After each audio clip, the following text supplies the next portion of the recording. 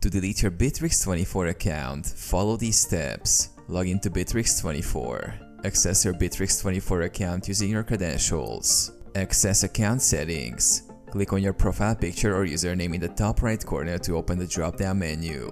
Select My Profile and Account or a similar option that leads to your account settings. Navigate to Account Settings. Look for the option that allows you to manage your account settings. This may be labeled as Account Settings, My Account, or similar. Find the Delete Account option. Within the Account Settings section, search for an option related to deleting your account. This might be listed under Account Deletion, Close Account, or something similar. Follow deletion instructions. Click on the option to delete your account.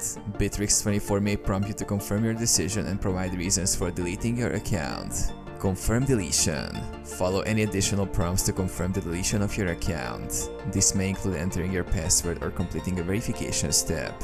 Review confirmation.